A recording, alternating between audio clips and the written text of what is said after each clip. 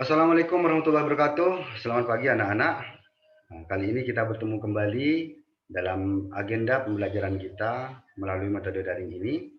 Saya harapkan semuanya sehat-sehat. Gimana kabarnya? Sehat semua ya? Dalam kondisi pandemi ini kita melakukan pembelajaran dengan metode pembelajaran jarak jauh melalui metode daring ini. Tapi saya harapkan semuanya bisa berjalan baik, bisa berjalan lancar, materi pembelajaran bisa dicerna dengan baik, dan semua siswa bisa memahami materi yang telah disampaikan dan bisa tetap melakukan pembelajaran ini secara efektif.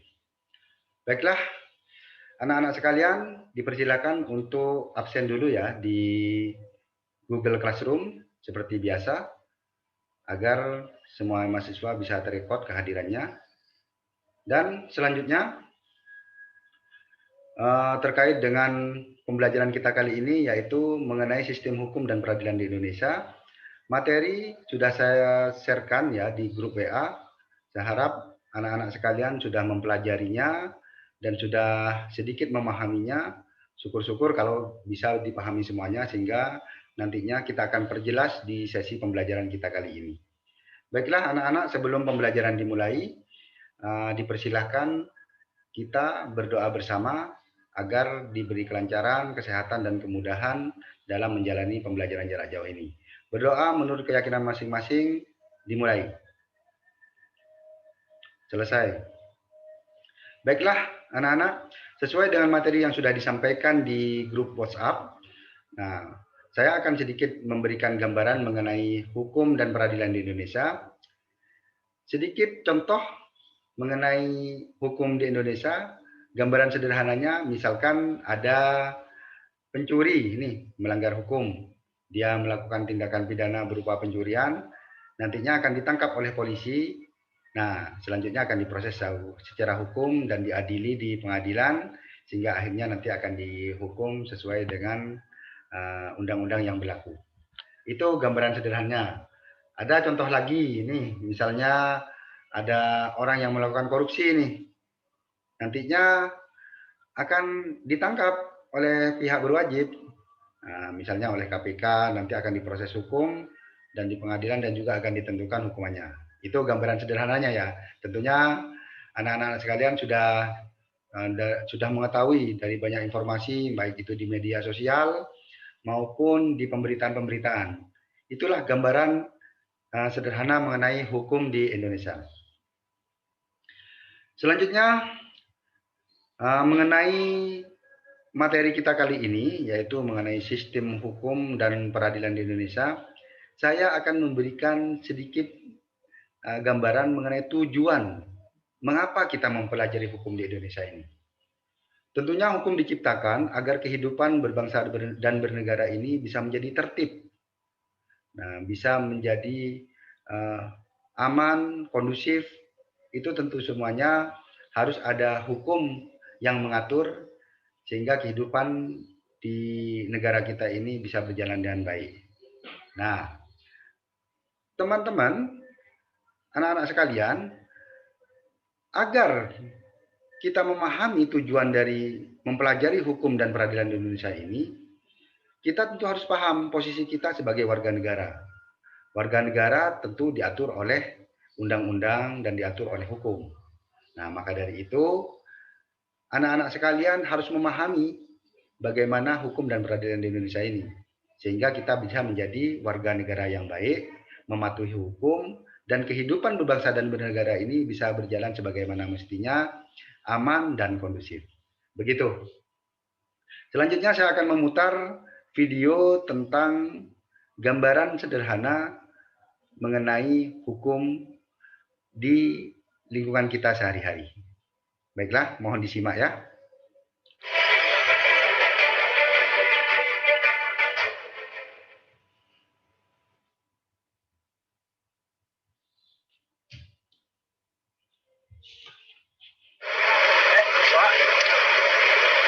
Mana nih gambarnya? Nggak tahu ya, udah males sekolah ini. Kami sih, juga males sekolah. Mana kalau kita kabur? Boleh juga, tapi bukannya jam pertama doang kan ya? Gue dengar dari teman-teman, jam 3 ada rapat, tapi jam 12 dong. Oh, Bagus tuh. Ya dong. Yuk masuk. Yuk.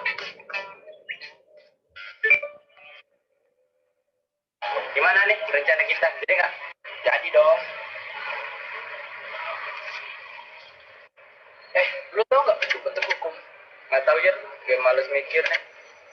Menurut buku ini, kita itu sering banget melanggar hukum tidak tertulis.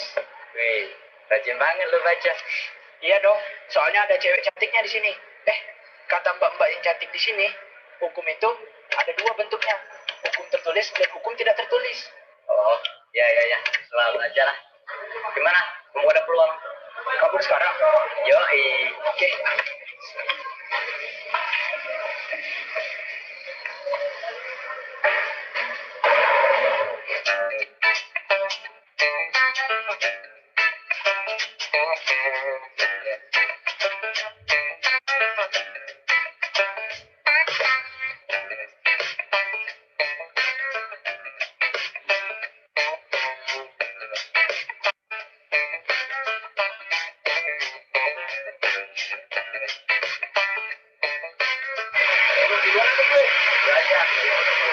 Tapi lo tolongin gue ya. Pengen gue nanti dan gue tolongin.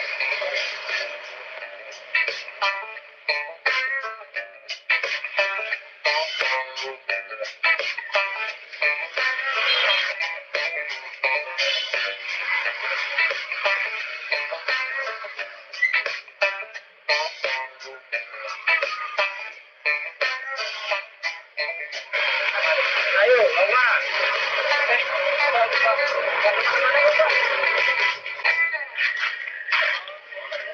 Duh, gimana nih? Udah terlanjur juga. Kan lo yang punya ide. Udah. Coba apa aja, saja pikir.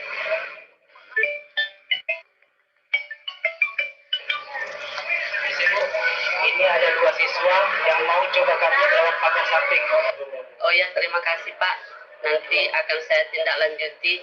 Anak yang 2 ini silahkan Bapak kembali ke pos. Baik Bu, saya kembali ke pos. Kenapa kalian ingin membolos dari sekolah? Ini semua Dewan punya rencana Bu. Loh, kok nyalain gua sih? Gua kan nggak maksa. Lo emang gak maksa, tapi kalau gue gak ikut, lo bakal marah dong. Sudah. Kalian kan tahu bahwa di SMA Negeri 1 Prawumuli ini ada peraturan yang sudah dituangkan di dalam buku saku. Itu adalah contoh hukum tertulis. Sedangkan hukum yang tidak tertulis pun apabila kita langgar, berarti kita akan mendapat sanksi. Adapun hukum tidak tertulis, contohnya kalian membuli teman kalian. Itu pun akan diberikan sanksi, walaupun itu tidak tertulis di dalam buku saku kalian. Mengerti kira-kira? Oh, baiklah Bu. Sekarang mana buku saku kalian?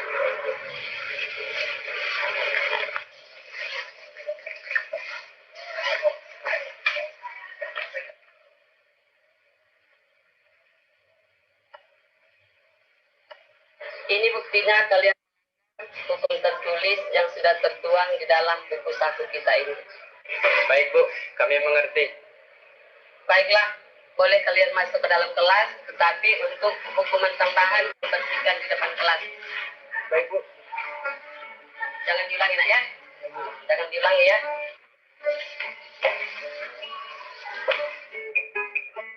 Hukum.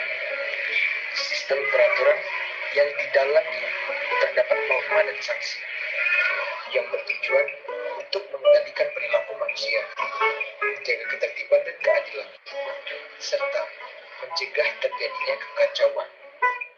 Seperti di zaman dengan pesatnya perkembangan informasi, diiringi dengan pesatnya pelanggaran menggunakan teknologi, penyalahgunaan media sosial, penyebaran berita tanpa fakta, membuat pemerintah berkonsolidasi dan membuat undang-undang tentang informasi dan transaksi elektronik. Dibuat untuk dipatuhi. Setiap pelanggaran hukum mempunyai ganjaran dan sanksi, baik tertulis maupun tidak tertulis. Semua ditujukan untuk membuat hidup ini lebih tertata dalam harmonis. Baiklah, anak-anak, sudah disimak ya videonya ya, sedikit gambaran mengenai hukum. Jadi nanti kita akan perjelas lagi di slide PPT yang akan saya sampaikan setelah ini.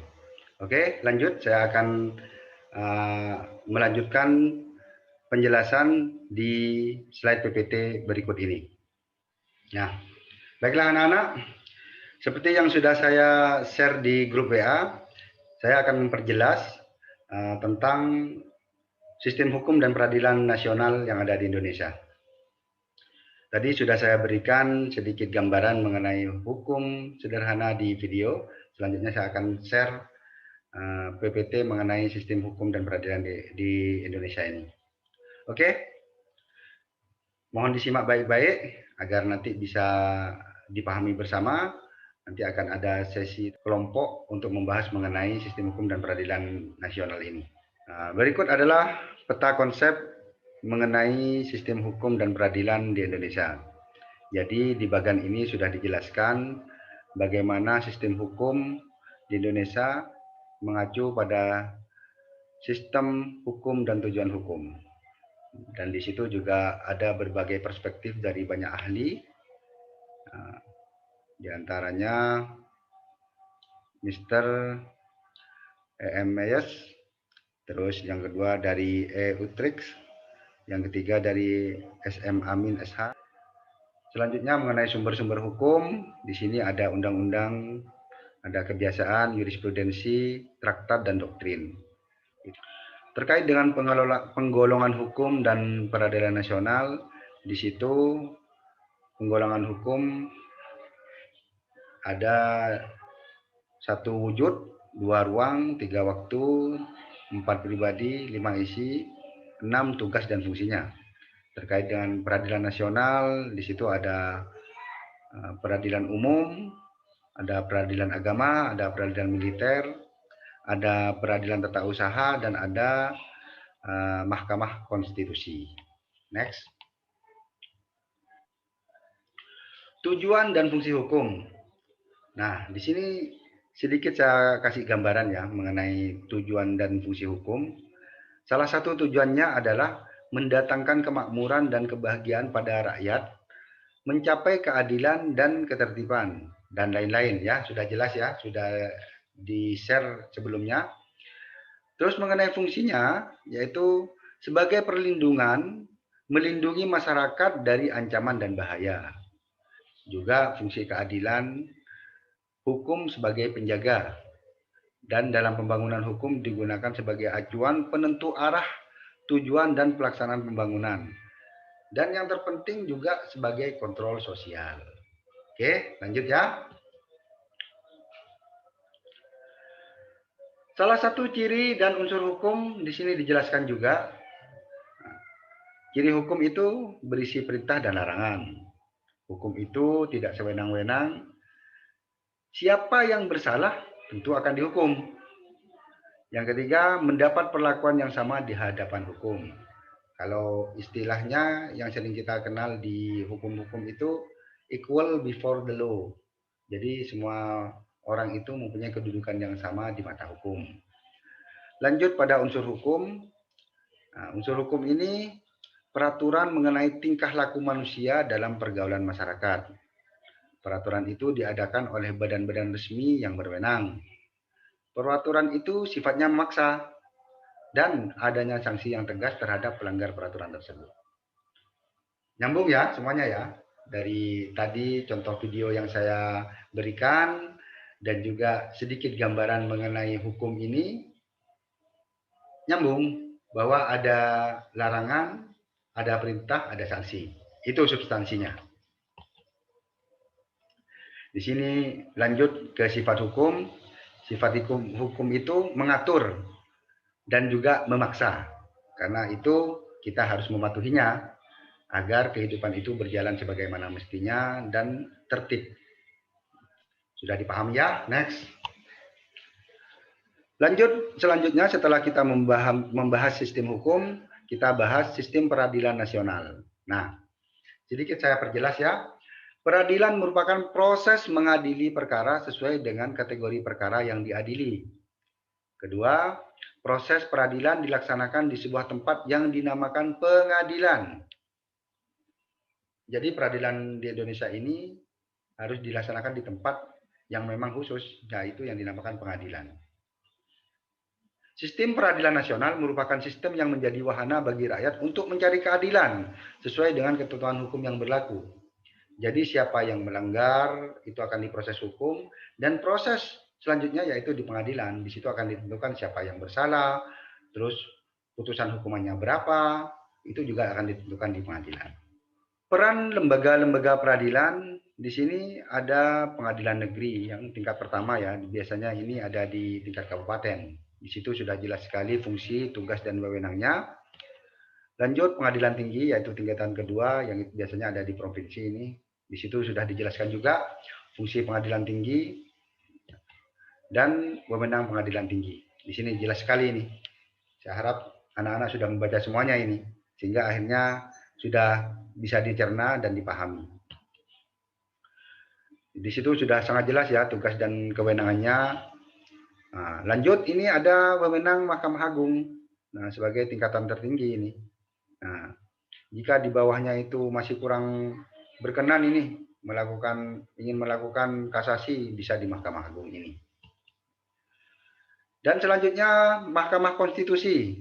Mahkamah Konstitusi ini sesuai dengan Undang-Undang Nomor 24 2003 memiliki wewenang dan kewajiban.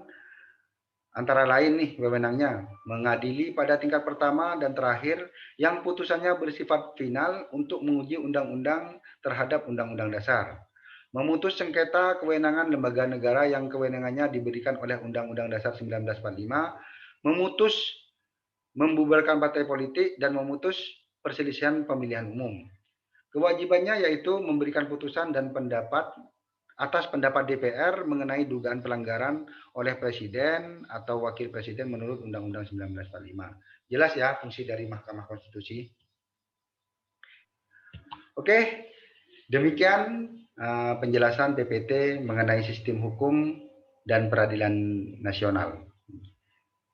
Oke anak-anak, setelah menyimak video dan PPT yang sudah saya sampaikan, materi mengenai sistem hukum dan peradilan Indonesia, saya harap sudah ada gambaran dari anak-anak sekalian bagaimana itu sistem hukum dan peradilan di Indonesia.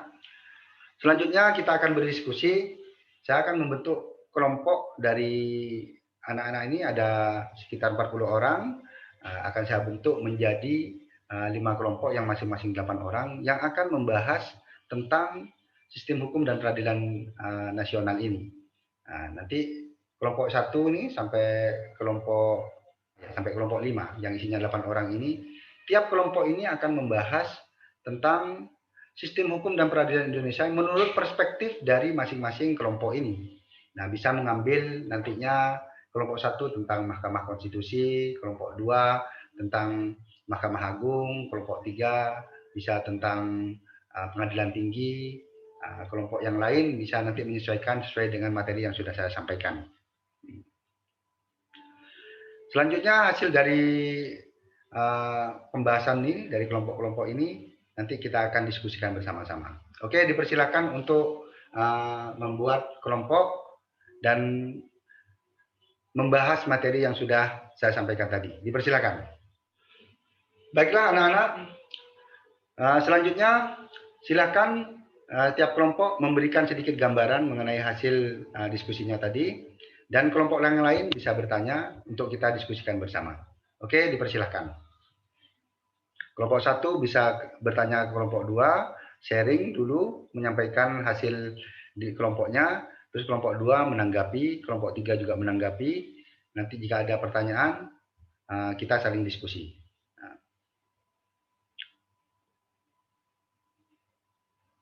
Oke, anak-anak, terima kasih atas sharingnya. Kelompok 1 sampai kelompok 5 sudah menyampaikan perspektifnya dan hasil diskusinya. Saya rasa interaksi antar kelompok dan antar murid di sini sudah cukup bagus sekali. Nah, harapannya dengan memahami sistem hukum dan peradilan di Indonesia ini, kita semuanya bisa menjadi warga negara yang baik dan mematuhi hukum.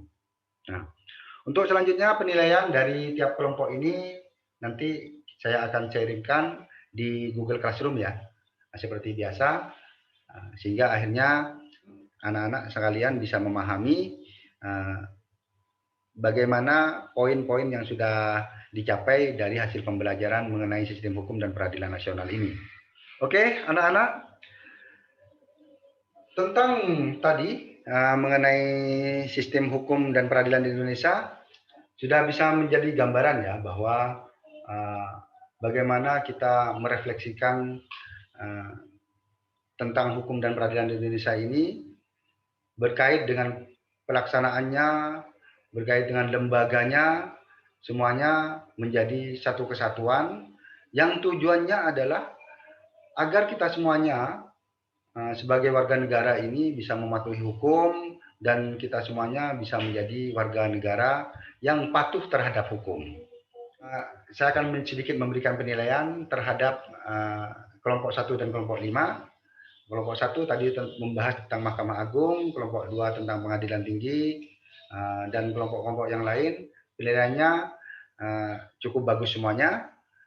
Kelompok 1 ini penilaiannya saya rasa sangat bagus sekali.